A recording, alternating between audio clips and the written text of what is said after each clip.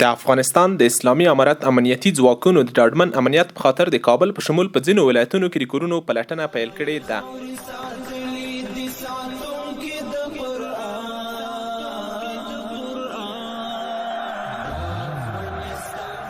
د دغې پلټنې اساسي موخه د هغه جواز نه لرونکو اسلحو او وسایطو ټولول ښودل شوې چې امنیت ګډوډوي. دلته د کابل ښار څلورمه ناحیه کې امنیتي ځواکونه کورونه پلټي او جواز نه لرونکي اسلحې او وسایط ټولوي.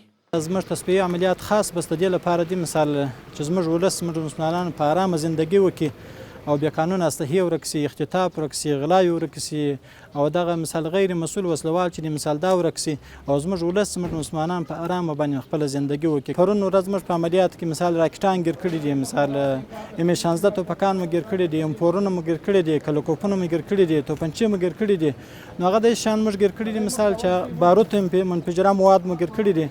د یادې ناحیې اوسیدونکي د امنیتي ځواکونو له دغه اقدام څخه خوشحاله دي یا پر وړاندې ښه احساس لري.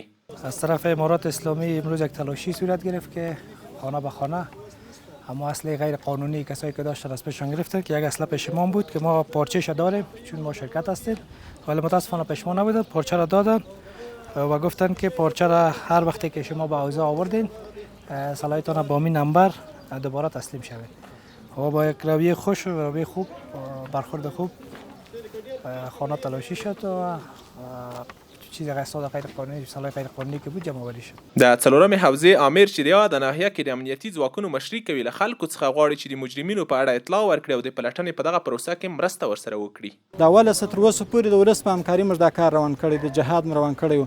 نو اوس موږ د ولس څخه د مجاهد غیور ولس څخه دا غواړو چې د بیت المال مربوط شی چې دي، که موټران دي، که اسلحې دي، که مهمات دي، که نور وسایل دي، دا ټول مجاهدینو ته تسلیم کړي وسپاري ورته.